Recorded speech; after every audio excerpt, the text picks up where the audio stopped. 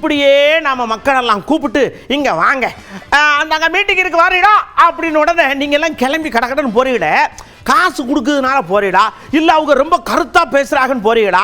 அப்படி அங்கே போய் ஏதாவது பிரச்சனை ஆயிடுச்சுன்னா அந்த மேல்மட்டத்தில் இருக்கவங்களாம் எனக்கு தெரியாது எங்கள் தாத்தனுக்கு தெரியாதுன்னு ஓடிடுறாங்களே, அதை பற்றி நீங்கள் என்ன நினைக்கிய? இப்படியெல்லாம் போகலாமா அப்படின்னு கேட்டோம்.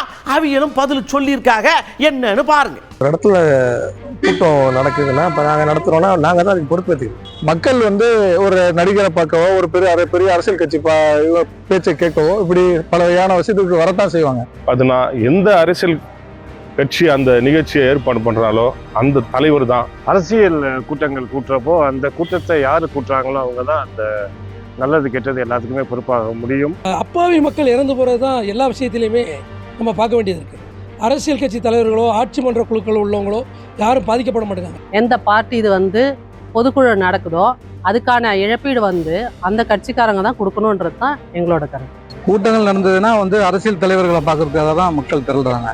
முழுக்க முழுக்க இது மக்களோட அறியாமையை தான் இதை காட்டுது. ஒரு 60-70% காசுக்காக தான் வராங்க. காசுக்காகவும் வராங்க, அரசியல் பிரமுகர் இது மாதிரி இப்போ ஒரு சினிமா நடிகர் அது மாதிரி வராங்கன்னா அது மாதிரி பார்க்கறதுக்கும் வராங்க. நம்ம ஆளுங்க பேசுகிறாங்க, அவங்களும் பார்க்கணும், நம்ம என்ன பேசுகிறாங்கன்னு கேட்கணும், எல்லாத்துக்குமே தான் வராங்க. மக்களுக்கு அறிவு கிடையாது, போக வேண்டியது அதுக்குன்னு இப்படி போய் என்னத்தை குழந்தை கூட்டிடலாமா?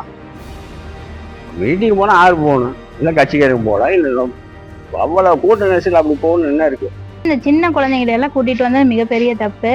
அரசாங்கம் அதுக்கு தகுந்த இடத்தையும் பாதுகாப்பையும் கரெக்டாக அவங்களுக்கு கொடுத்துருக்கணும். இந்த மாதிரி ஏற்படுற விபத்துகளுக்கு அரசாங்கம் தான் முழு பொறுப்பே இருக்கணும். இன்னொன்று என்னன்னா, யாரு அதை பெர்மிஷன் கொடுக்குறாங்களோ அவங்களுக்கும் எந்த ஏரியா அப்படின்றத பொறுத்து அவங்களுக்கும் அந்த ஒரு பொறுப்பு இருக்கு. அதனால மக்கள் விருப்பத்தோடு இருந்து இது மாதிரி அசம்பாவிதத்துல இருந்து தவிர்த்துக்கிறது நல்லது. மக்களுக்கு முதல்ல ரெஸ்பான்சிபிலிட்டிஸ் வேணும். ஏன்னா இப்போ சமீபத்தில் இப்போ அரசியல் வருது, எலெக்ஷன் வருது, எல்லாம் தான் மீட்டிங் போட தான் செய்வாங்க. அவங்களுடைய ரெஸ்பான்சிபிலிட்டிஸ் அவங்களுக்கே வேணும். முதல்ல உதாரணமாக தண்ணீர், குடிநீர் வசதி, கழிப்பிட வசதி, இது போன்ற அத்தியாவசிய தேவைகள் ஏற்பாடு செய்ய வேண்டியது முழு பொறுப்பு யார் நிகழ்ச்சி நடத்துகிறார்களோ அவர்கள் தான் செய்யணும்.